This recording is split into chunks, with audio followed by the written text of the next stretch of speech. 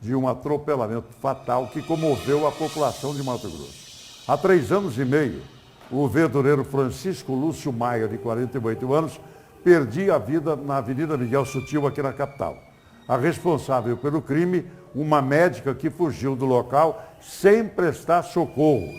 Segundo o Ministério Público, Letícia Bortolini estava bêbada, completamente embriagada e em alta velocidade, no momento em que atropelou e matou o trabalhador. Nós vamos saber agora como é que está esse processo, por que a demora, né? Por que a demora? Por que a justiça é tão demorada? Por onde anda a médica Letícia? E agora, nós vamos saber na reportagem do Daniel Santos. Vamos ver.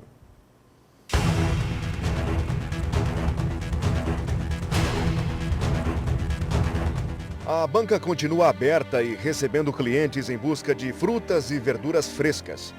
Mas falta alguém para atender esses clientes. Falta o seu Francisco, ou o seu Chico, como era chamado pelos amigos. Uma pessoa alegre, uma pessoa boa.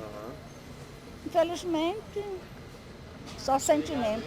Senti muito quando aconteceu esse negócio de pessoa bêbada sair matando gente na rua, né? Nós aqui da Coab Nova, Cidade Alta, Copa Minuto, sempre saudade dele até hoje. Para contar essa história, é preciso voltar a 14 de abril de 2018, por volta das 7h30 da noite.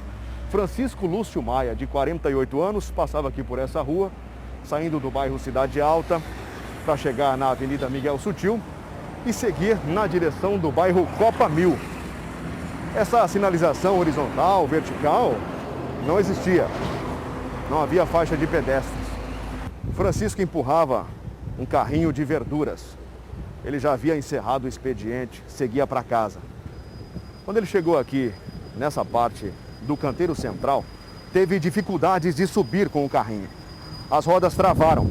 Nesse momento, ele contou com a ajuda de um rapaz que estava na esquina observando a movimentação. Esse rapaz veio até aqui, levantou o eixo do carrinho.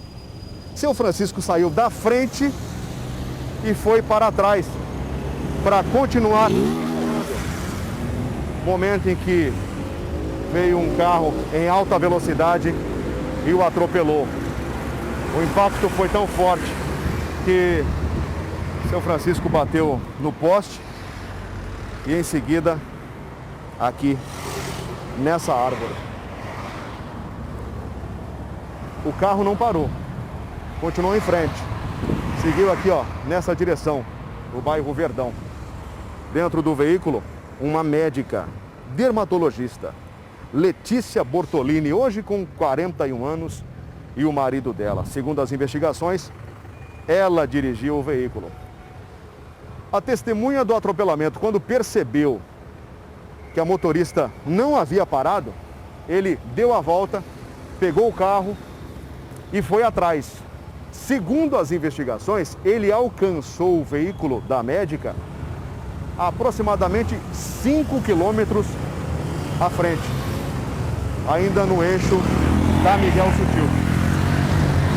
Ele acompanhou, seguiu a médica até o condomínio dela e acabou sendo a peça-chave em todo esse caso, porque foi graças a essa testemunha que estava aqui ajudando o seu Francisco e que depois viu toda a cena, seguiu a médica, foi graças a essa testemunha que a polícia conseguiu localizar a médica, o marido, o carro com a frente destruída e colocar tudo numa situação de flagrante, encaminhando o casal para a delegacia.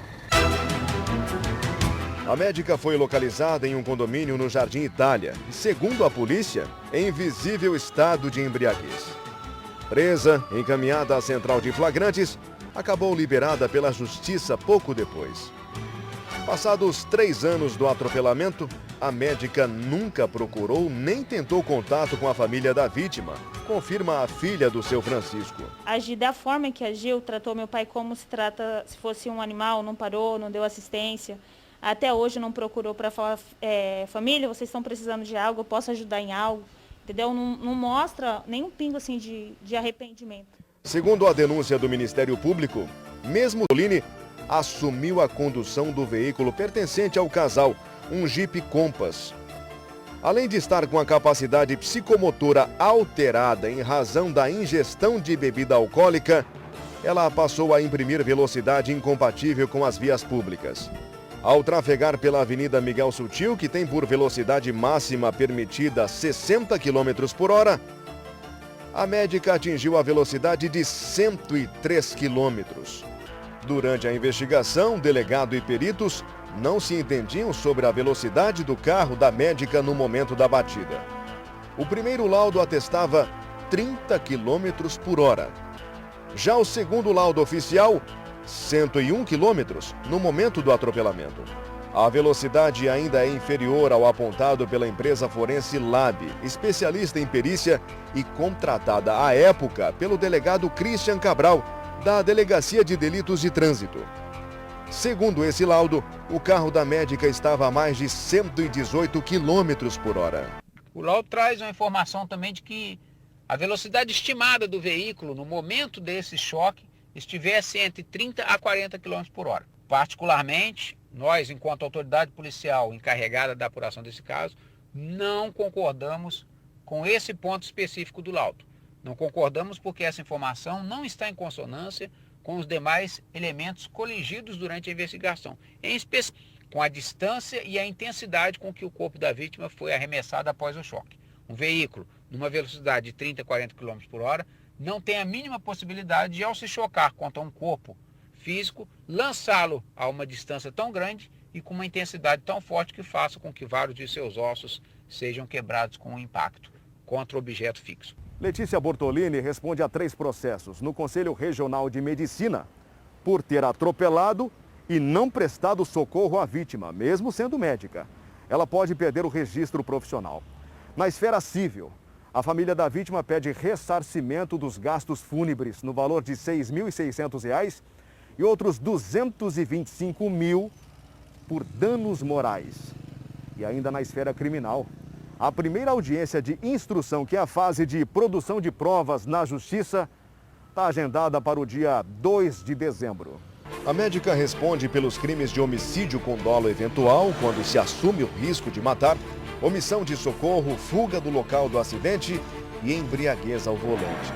Aguardamos que ela se realize, que não haja nenhum subterfúgio por parte da defesa da ré e que a justiça seja célere, porque é o mínimo que a família pode, aguardar a celeridade da justiça para que produza as provas que a incrimine e que caminhe o devido processo legal.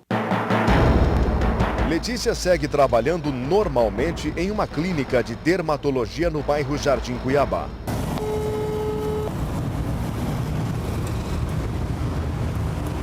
Bom dia. Bom dia. Sim. Por favor, a Letícia Bortolini. Que seria? Meu nome é Daniel Santos, eu sou jornalista da TV Vila Real, programa Cadeia Neles. Eu preciso falar com ela. Um instante. Obrigado.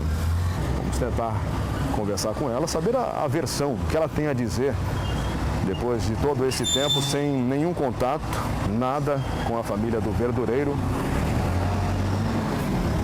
nenhum movimento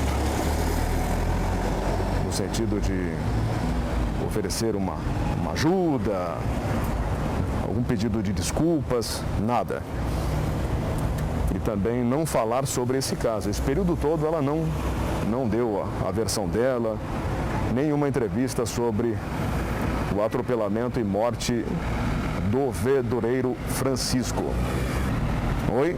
A doutora Letícia ela não se encontra. Você pode entregar um recado, dizer que a reportagem do Cadeia Neles esteve aqui procurando ela? Posso sim.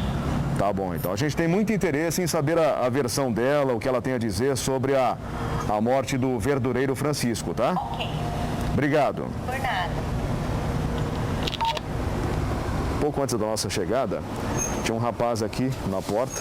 Ele veio trazer uma encomenda, umas sacolas. E a porta foi aberta e a encomenda era justamente para Letícia. Mas agora a atendente via interfone dizendo que ela não se encontra e que ela só está atendendo num outro horário. Ela informou à Justiça que hoje reside no condomínio Florais dos Lagos. A médica e o advogado dela não quiseram gravar entrevista. Seu Francisco deixou 3 filhos e um neto de 3 anos. Meu pai era meu alicerce, meu exemplo de homem, meu exemplo de pai, de batalhador, uma pessoa honesta. É o homem que eu levo na minha vida como um exemplo de pessoa.